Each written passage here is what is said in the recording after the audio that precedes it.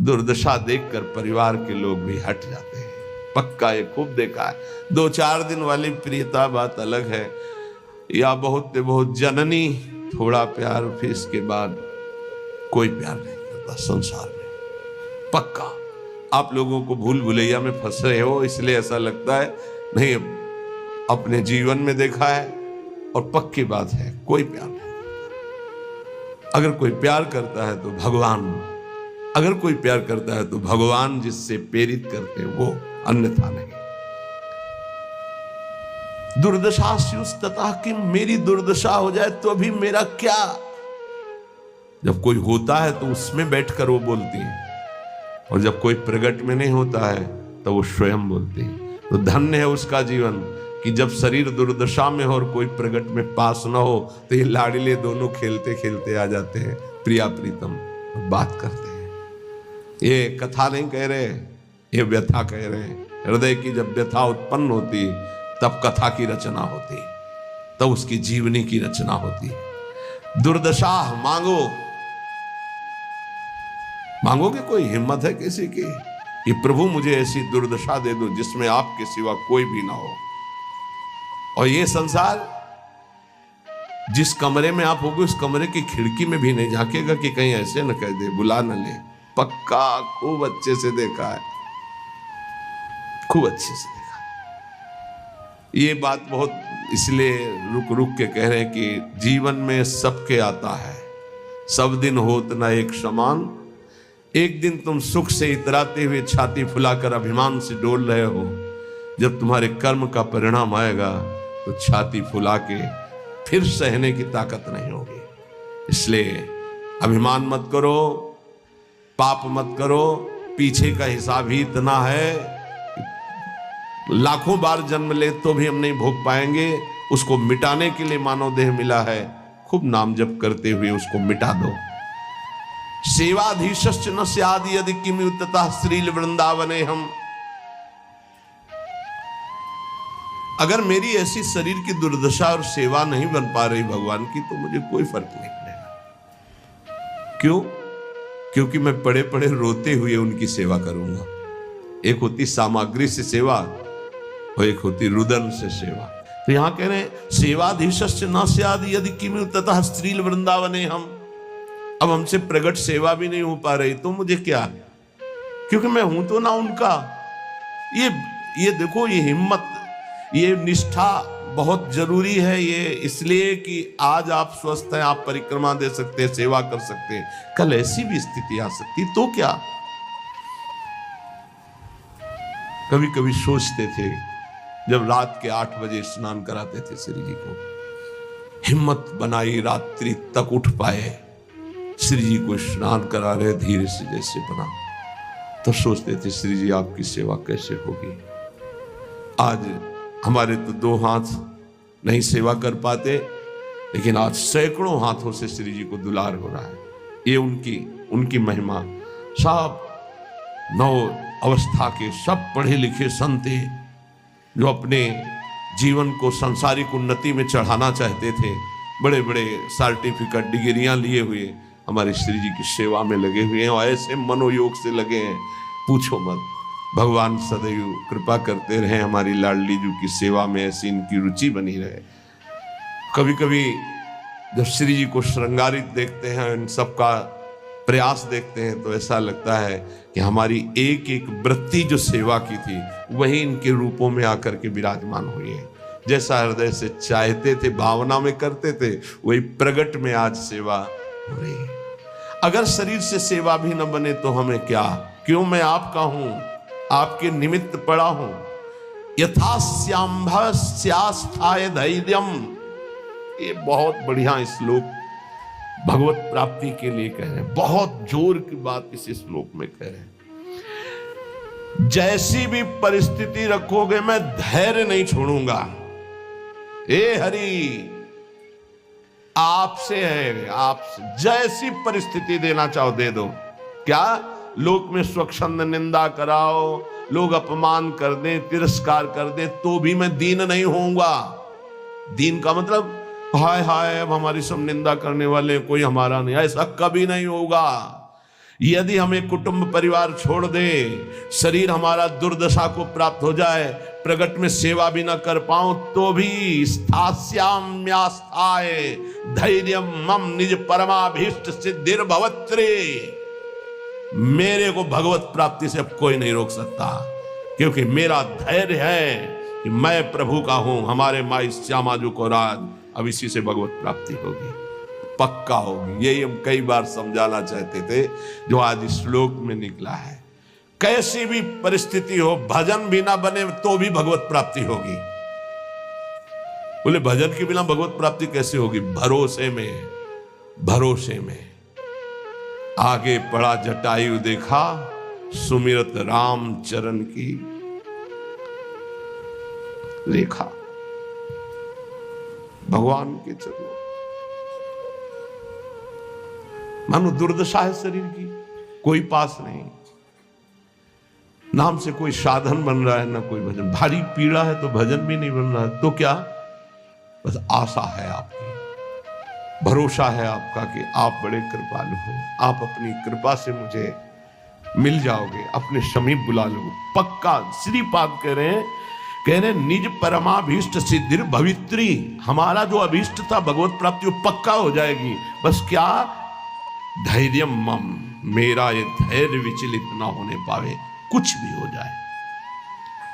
देखो इसमें ये नहीं देखा जाता कि इस समय इसकी परिस्थिति क्या है। हमारे प्रभु ये नहीं देखते, वही तो देते हैं।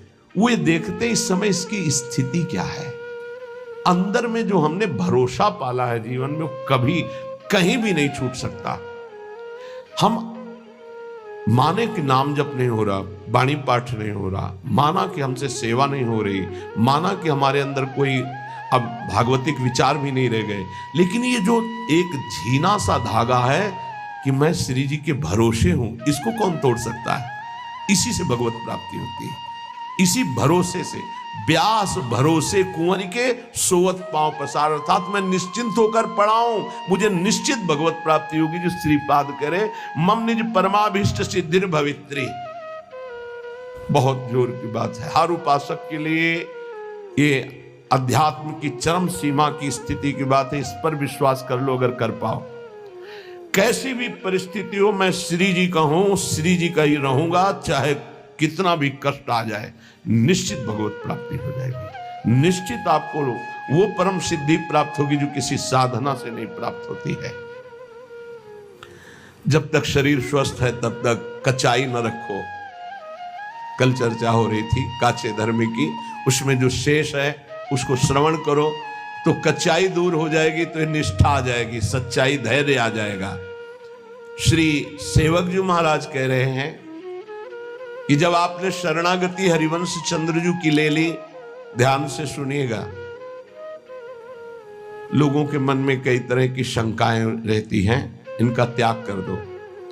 गीता जी में भगवान ने कहा ये यथा माम प्रपद्यन्ते तास तथैव भजाम्यहम्, मुझे जैसे जो भजते मैं उनको वैसा ही भजन में अनुभव हो।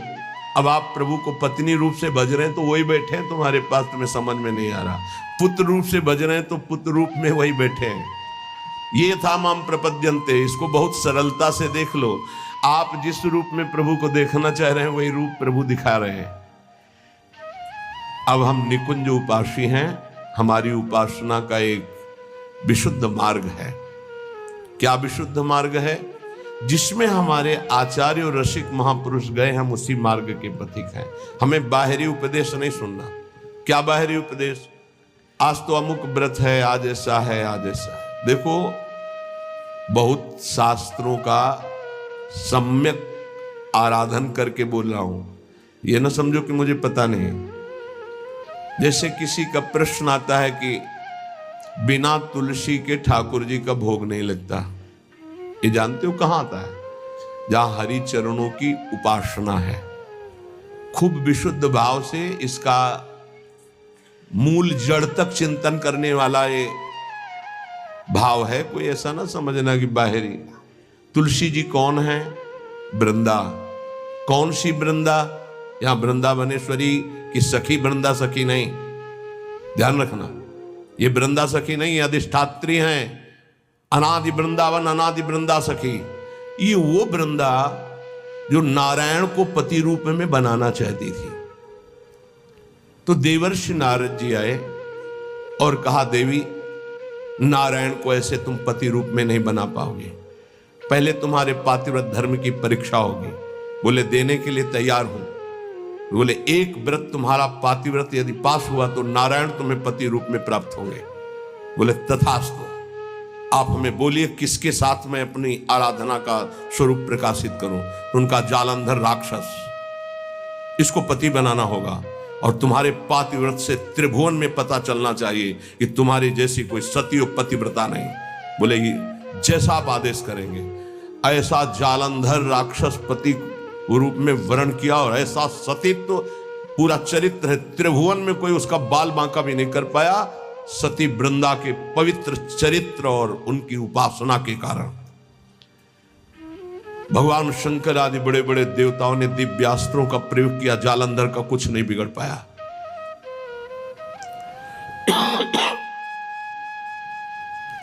भगवान श्रीहरि से प्रार्थना की। भगवान श्रीहरि ने कहा ऐसे नहीं मारा जा सकता, इसका मूल है वृंदा, अगर उसका सतीत्व भंग हो तो ये मारा जाएगा। तो बोले नाथ आप ही इसको देख सकते हैं। तो उन्होंने कहा मुझे ही पति रूप में प्राप्त करने के लिए उसने तपस्या की थी, मैं जा रहा हूं। नारायण रूप से नहीं गए, छल किया। जगत मंगल के लिए उस दैत्य को मारने के लिए भगवान उसका रूप धारण किया जालंधर का। जब सतीत्व भंग हुआ तो उसे होश आया। उसने कहा मेरे पति जैसी चेष्टा नहीं, कौन हो तुम? क्योंकि आप में असीम सामर्थ्य, असीम सौंदर्य, असीम सुख मेरे पति नहीं हो सकते, क्योंकि मैं जानती हूं कौन है। जालंधर राक्षस आप वो नहीं हो। आप कौन है? अपने रूप में भगवान। तो उन्होंने कहा माना कि आपके लिए ही तप कर रही थी, लेकिन इस समय मेरा पति जालंधर, अब मैं मानती हूं मारा जाएगा क्योंकि मेरा तप नष्ट हुआ। मैं आपको शाप देती हूं, आप पाषाण रूप हो जाएं। तो नारायण शालिग्राम बन गए। तो कहा मेरे लिए ही तूने तप किया था, नारद जी ने तो तुझे पातिव्रत धर्म की परीक्षा के लिए जालंधर को व्यर्थ में मुझे शाप दिया, इसलिए मैं शाप देता हूं, तुम वृक्ष रूप हो जाओ। वही तुलसी जी का वृक्ष। तो बिन तुलसी हरि एक न मानी, नमो नमो तुलसी महारानी नमो नमो। शालिग्राम की सेवा तभी पूर्ण मानी जाएगी जब तुलसी जी होंगी। और वही पद्धति वैष्णव जनों ने अपनाई, भोग की। लेकिन हमारे यहां प्रिया और लाल और सब सहचरिया हैं। तो यहां वो वृंदा नहीं है, यहां वृंदावनाधीश्वरी की नित्य सहचरी वृंदा, जो वृंदावन की अधिष्ठात्री देवी, तो वृंदावन अनादि और वो देवी अनादि। तो यहां तुलसी जी का प्रवेश चरणों में है, ना कि भोग में है। चरणों पे तुलसी जी चढ़ाई जाती है। और यहां महारानी की जय बोली जाती है और किसी की जय नहीं बोली जाती कि आज अमुक व्रत की जय, अमुक नहीं। यहां मेरी महारानी श्री राधा रानी जाके बल में सबसो तोरी लोक वेद कुलकानी। ये वृंदावन है, ये वृंदावनाधीश्वरी प्रेम रंग को प्रदान करने वाली, लाल को अधीन करने वाली महान, जिनकी चरण रज में अनंत शक्ति विराजमान, उन स्वामिनी की शरणागति है। तो लय उपदेश कहाय अनन्य अनहाई अनर्पित जाय गटकत। हमें किसी और की नहीं सुननी। भगवत रसिक रसिक की बातें रसिक बिना कोई समझ सके ना। हमारी जो श्री जी की उपासना है, भगवत रसिक जी महाराज, ये सब स्वामी हरिदास जी महाराज के जो निज चरण सेवक है, जो हरिवंश महाप्रभु जी के निज चरण सेवक है। हरिराम व्यास जी तो शिष्य महाप्रभु हरिवंश चंद्र जी के, उनके जो निज चरण सेवक हैं। और जो भी निकुंज उपासी सब प्रिया चरण प्रधान होते हैं। भगवत रसिक जी कह रहे नवल किशोर उपासना जुगल मंत्र को जाप, जुगल मंत्र को जाप वेद रसकन की बानी, श्री वृंदावन धाम इष्ट श्यामा महारानी, प्रेम देवता मिले बिना सिद्धि होय न कारज, भगवत सब सुखदान प्रगट भय रस का चारज। यदि आप हरिवंश धर्म में जुड़े, वृंदावन में जुड़े, राधा नाम से जुड़े, नित्य विहार रस में जुड़े हैं, इसलिए इष्ट मिले और मन मिले, मिले भजन रस रीति, तहा निसंक होए मिलिए तासों कीजिए प्रीति। अब ध्यान दीजिए अपनी उपासना के रंग की। अगर आप शरणागत हो चुके तो पहला नियम है कि बिना श्री जी को अर्पित किए एक बूंद पानी भी नहीं जाना चाहिए जिह्वा में। और बात तो दूर, हमारी बात को समझना, हम कहते पहली बात तो ऐसा कुछ ना पिए खाए जो हम श्री जी को भोग नहीं लगा सकते। अगर आपकी औषधि चल रही, आपका वृद्ध शरीर है, आप ऐसे लेते हैं, नाम जपते हुए पी ले, पर पहले राधा वल्लभ लाल की जय भावना में अर्पित कर दो।